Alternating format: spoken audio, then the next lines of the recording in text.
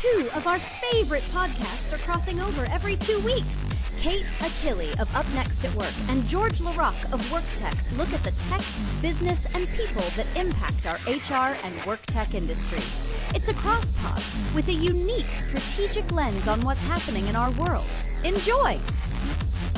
Kate, we're back. That we are. Here we go. Another edition. Another edition of Up Next at WorkTech.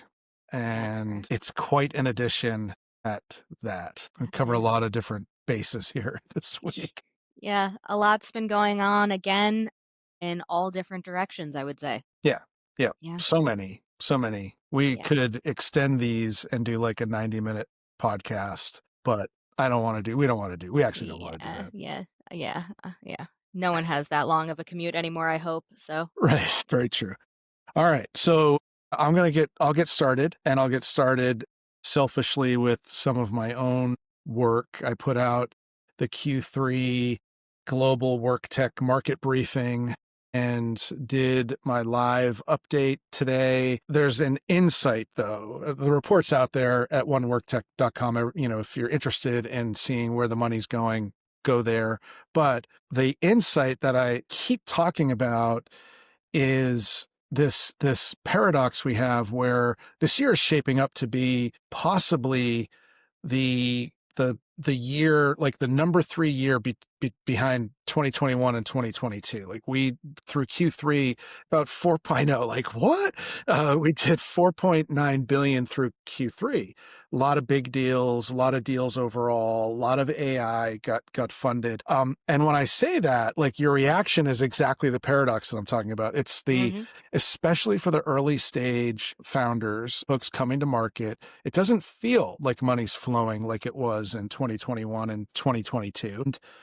And let's say not everybody gets money. It's not easy for everyone, and it shouldn't be. It's venture capital. There's a lot of risk, and you've got to, it's not a meritocracy. There's a lot of, old boys network you've got to fight through, and there's a lot of subjectivity in the process. And that's not a good thing. But in this case, what I'm seeing is this amazing wave of early stage startups because the barrier of entry has like all but been eliminated. Like with all this vibe coding and the AI used to develop products, it's like developing a product it has never been easier or faster. And at the same time, we have a lot of folks that have felt a lot of pain in HR and finding jobs and hiring people. So we've always been a category with a lot of folks who don't know anything about the category, but they've hired someone before, or they fired someone before. Or they got a job. And they know how to do it better. So there's a lot of that. Then we've got this, so more startups, right? But it's not the only part. Then we've got this glut of companies that raised really early stage funding. Maybe it was friends and family or an angel round or a pre-seed round, maybe a seed round. And they did it 2.5 years ago and the market turned. And they've been sitting on that funding, managing their burn rate effectively, but they were SaaS or they were AI-enabled SaaS. They've been waiting to raise. And now they're saying, okay, we can't wait any longer and we're out raising. And so now they're all out in the mix. And not that they're going to get the money and those other early stage founders aren't, but that it's just gumming everything up. And I think it's more challenging for the early stage than it ever has been, even though, insane amounts of money are once again flowing into the category. So that was like the paradox that I've been talking about. Do you have advice for the early stage folks then? Do I have advice for the early stage folks? I think it is, I talked about 2 types of early stage folks. So the latter, the folks who have been waiting and are coming out to market, I think before you go raise, you need to get some external eyes who are going to be very real with you about your product, about where the market's going, and about maybe some difficult decisions you need to make sooner than later regarding viability here. The former, the folks who are coming to market, I would say get out from under or out from within your bubble that you're in, which is, founder, co-founder ideas, taking over the world and start participating in the market and getting some views to what's actually happening. A lot of these early stage founders come to me forever now, Mhm. and they're I wonder, did you Google recruiting technology, or did you Google payroll technology, or Yeah. and Yeah. just How'd you find me? yeah, because you don't seem to be aware that there are all these other companies who are doing what you do. Mhm.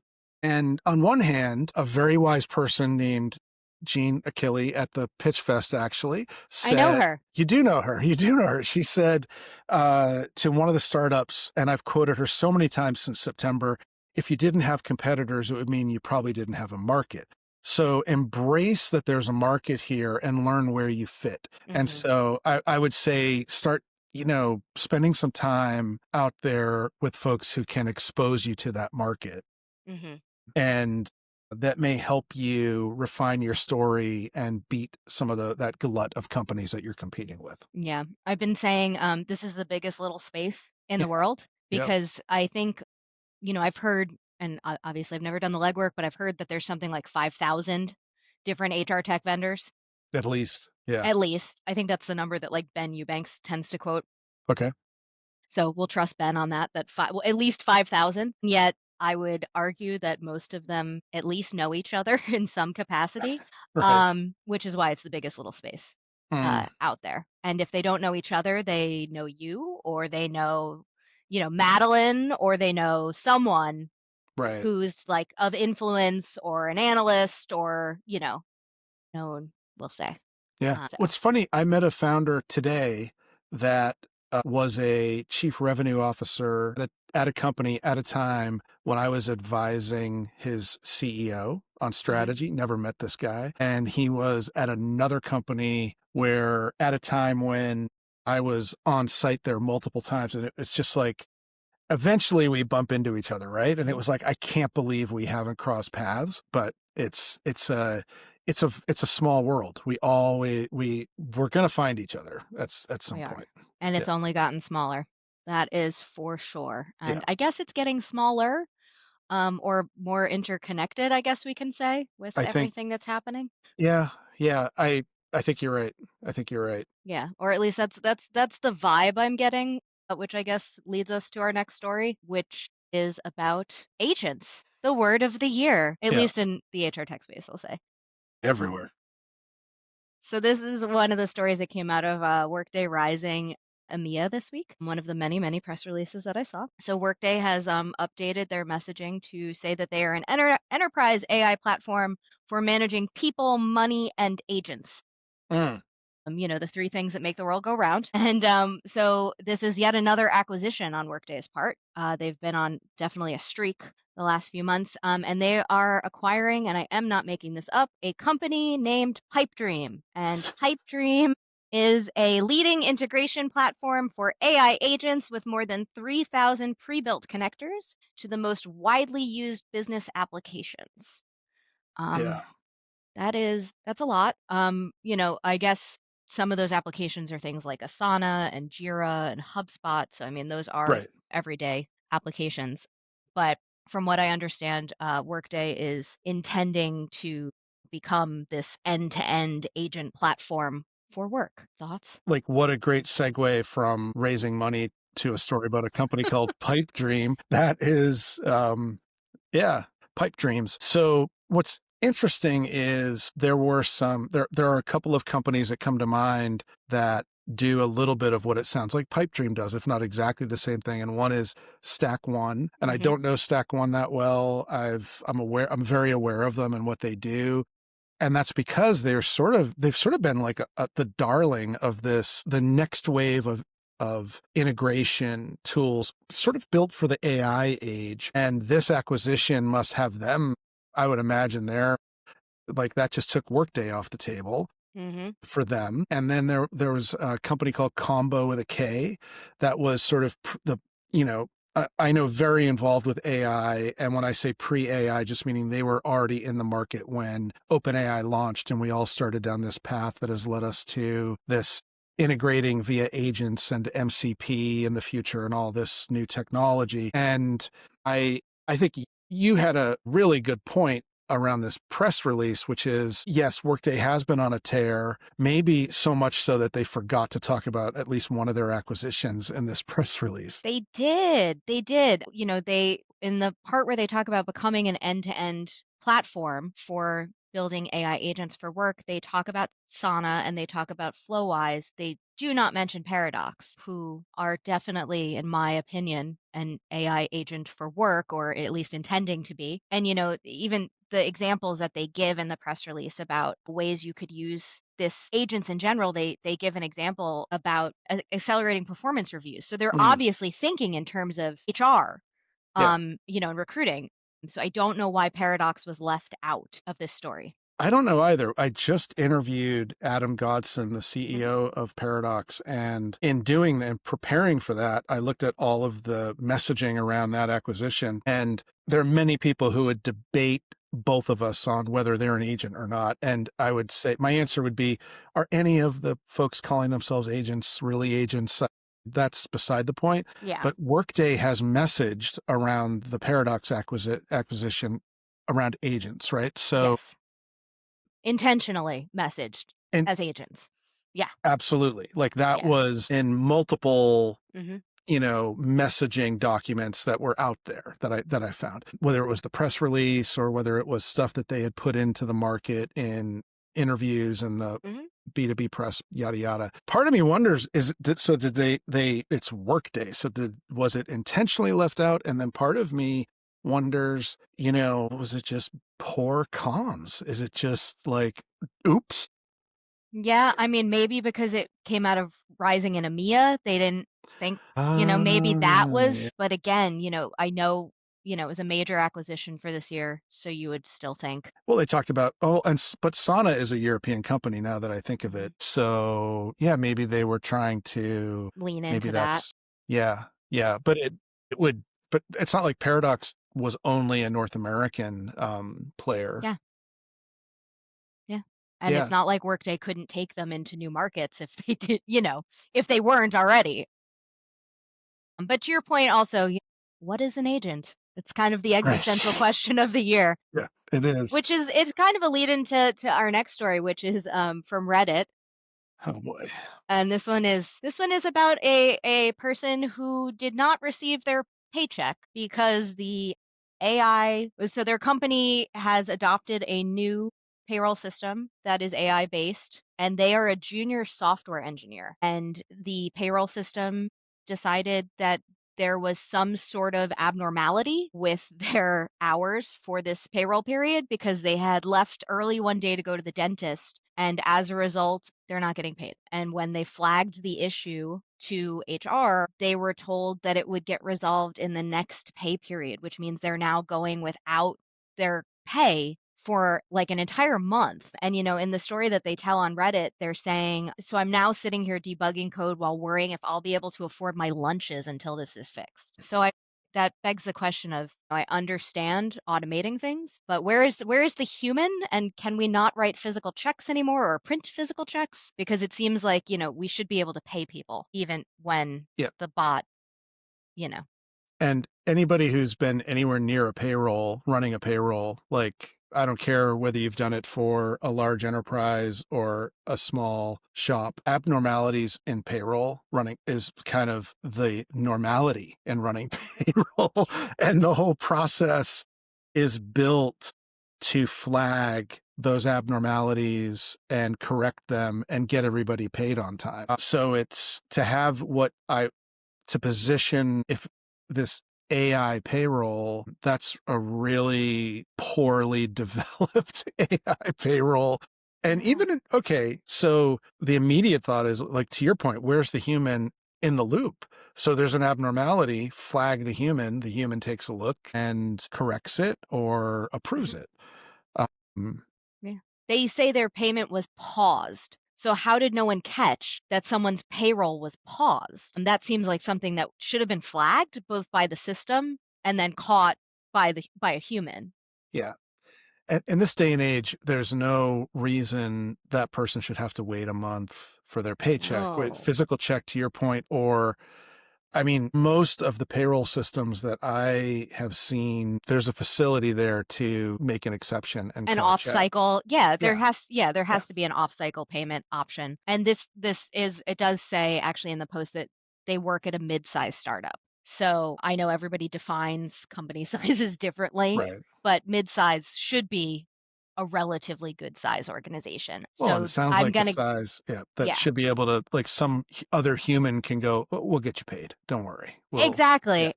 And, the other issue is, was it the dentist appointment that caused this? Because they're not going to be the only person that has to go to the doctor or the dentist, right. or God forbid there's some other emergency. Life happens every single day to all of us. So this is something that should have been figured out way before implementation happened. Yeah, And there should have been also training for, when these situations occur. yeah. So that is a very unfortunate. There are a lot of I joked about it earlier, but there are a lot of products coming to market right now. And it's, I had a lot of pain running payroll, and we can do Mhm. a better job with payroll and or HR or whatever. And I don't know, any of the details on this story, but it reeks of a really cost effective solution that's not an effective solution, Yeah. you know? Yeah. And let's be real, we all go to work to get paid. Right. That's kind of the only reason we go to Yeah, work. exactly. The primary reason, I should say. Primary reason. All right. This next story I'm gonna just warn is a huge bummer. And Mm, I'm gonna put a little content warning on this, that it does involve some violence, place violence. So if that is not something you want to listen to, you might want to fast forward. But I do feel that it's an important story to tell because I don't think it's getting enough attention in this current news cycle, where too many things are happening at once.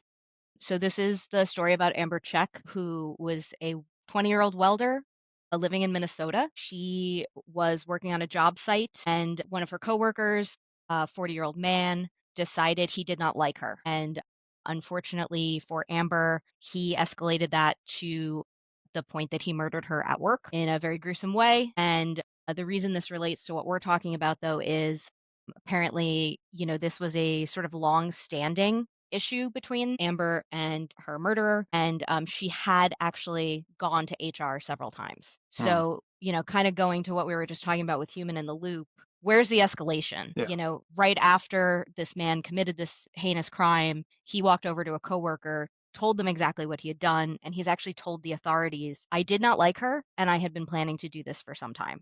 So this was a premeditated attack. It's obviously well known that there was friction. And it's like all on video. Like It's there's all on really, it's, video. yeah. Yeah. Used tools from the job site to commit this. So where is HR? And part of why I'm bringing this up is right now there's been a huge push in the HR tech space specifically around frontline workers. Right. So I would argue that welders and tradespeople are frontline workers. What are we doing? Where is HR? Where's the escalation? How is technology helping these people? What would that look like? Yeah. It's so sad. It's somebody who is super young. You said like 20 years old, and kind of doing, like, there's a lot of talk right now about skilled trades, and a welder would be a skilled Hmm. tradesperson. And just at the beginning of her career, following a path that, should have, again, at the very beginning, technology may have been completely irrelevant to what happened. Hmm. It may or may not be, but how about an agent that looks at what's been filed and says, we might want to investigate these things, have somebody take a look at these for potential investigation. There are systems like HR Acuity is one of them that does investigation that helps with that process. I should say they Hmm. don't do the investigation. Yeah. And I would imagine having access to that information, that would be a super helpful AI for the employees at risk, primarily, period, end of statement, but also everybody involved. The whole workplace just went through trauma as Hmm. well. Yeah. So, Yeah. yeah, how about an agent like that? Yeah.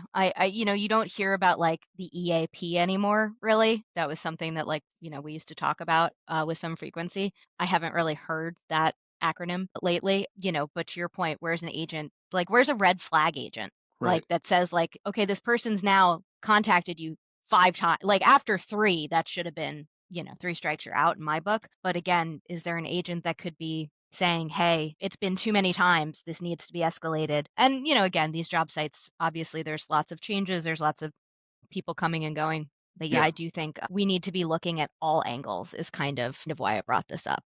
Right. No, it's important. I'm glad you brought it up. And thanks for Yeah. doing the content warning up front. That was Yeah. a Yeah. good idea. Yeah. This one also, it also speaks to diversity in the workplace too. That was the other reason I wanted to bring this up.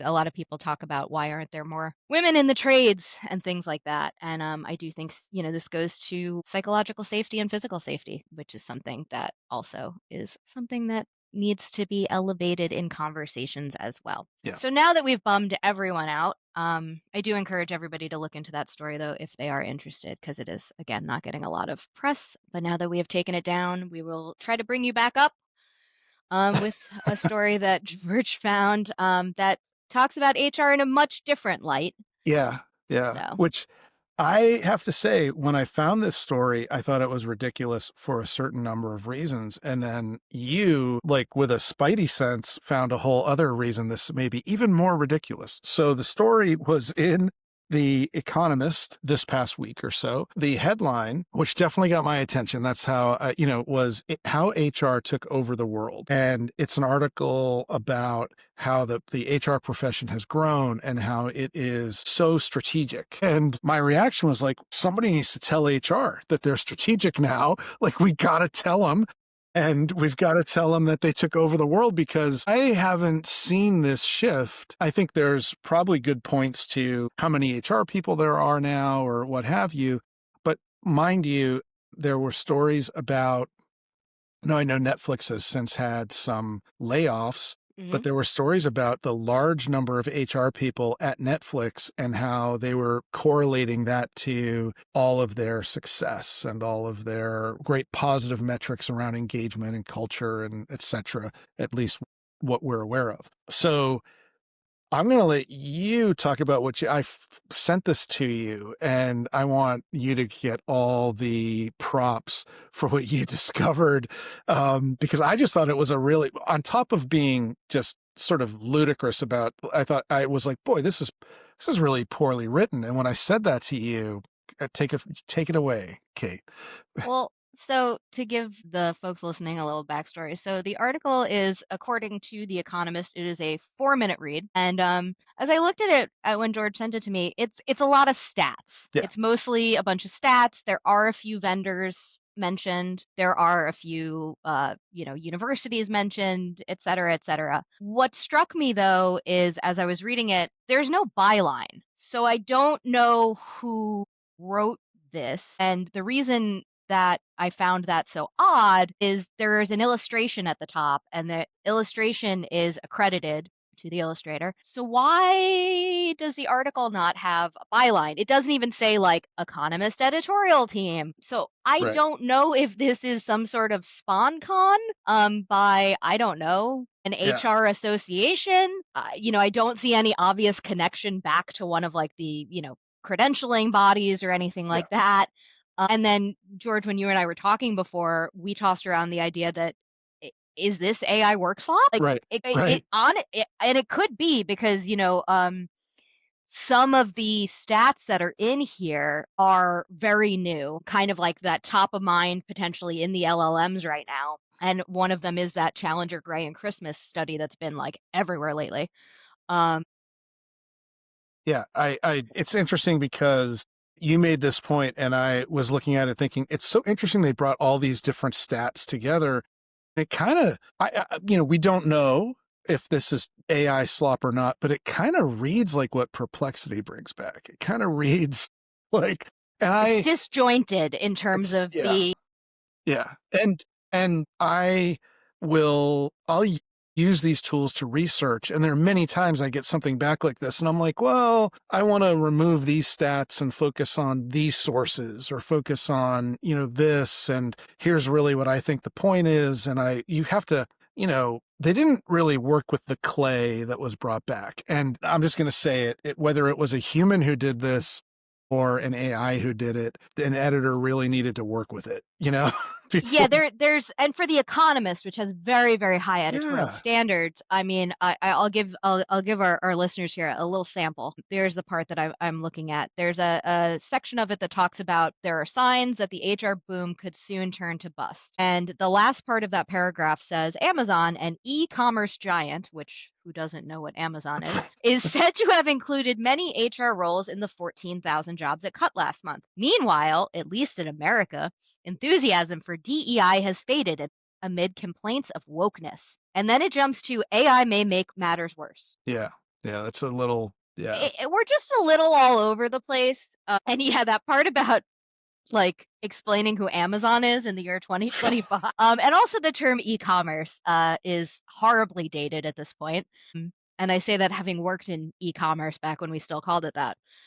Yeah, I don't know. I mean, maybe we should throw it into Perplexity or, one of them and see what happens. The thing that got me was the headline too is, how HR took over the world. And okay, the subhead is the profession has rocketed in size and stature. Will AI shrink it?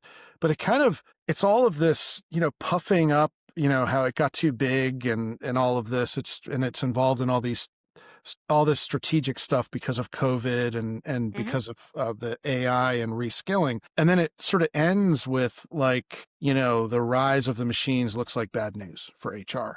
And it's I just found it just not, it didn't. Doesn't say anything. Yeah, I didn't really get the story. What I got was it's everybody loves to hate HR, and HR certainly has, different HR departments have done things that, they've brought it on, it's unfortunate, but largely the profession's not like that. And most HR people are not like that. But this it just felt lazy. It feels very lazy to me. Yeah. But if it's true, we should tell them how strategic they are. We and how should they took the world. probably warn them. I hope they're listening. But yeah, I do think it's weird that the article doesn't get to the actual part about AI, the piece that I just called out until the second to last paragraph. Yep.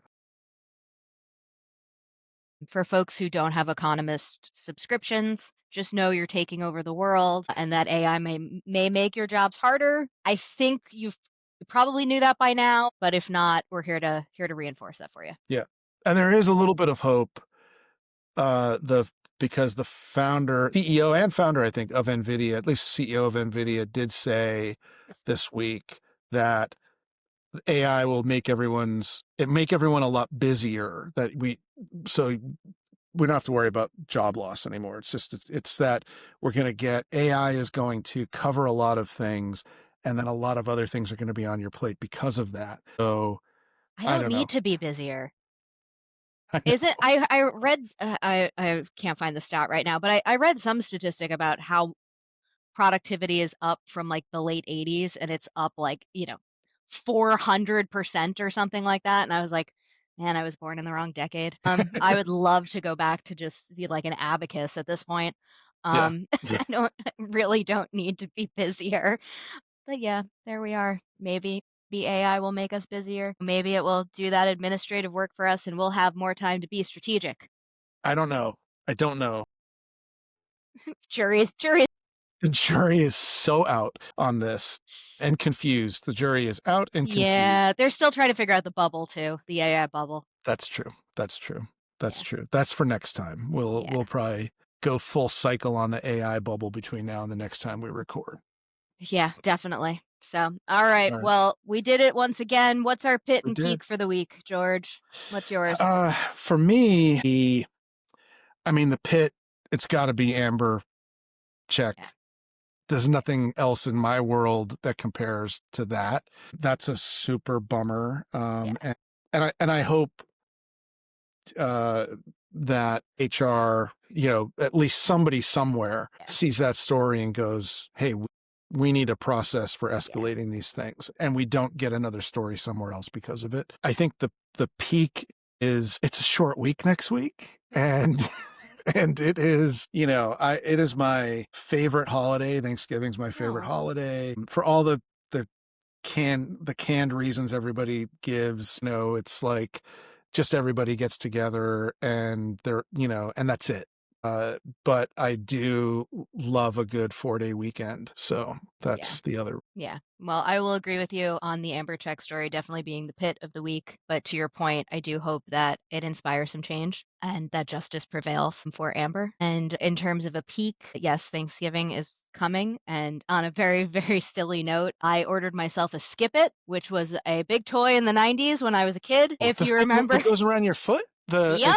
And then Yep. And yeah, yeah. while we were recording, it just got delivered. And so I should probably put emergency services on speed dial and try to not injure myself since I'm definitely far too old to be using a Skip It. But I'm very That's excited awesome. That's awesome. to try it this weekend, I guess, and hopefully not hurt myself in the process. All right. Well, now we have something to follow up on next time because I'm dying to Yeah. know, is it as Is exciting Kate as it in a was? cast? Or is it or is she still standing? There you go. Oh, that's awesome. So, That's yeah, awesome. but well, for everyone who is listening, I guess, if you're in the US, happy Thanksgiving. And Yeah. yeah, we'll Yeah. talk And again thanks in for a listening. couple weeks. All Thanks for right. listening. Yeah. Thanks for listening to or watching Up Next at WorkTech, brought to you by the Work Defined Podcast Network, the Devon Group, and WorkTech.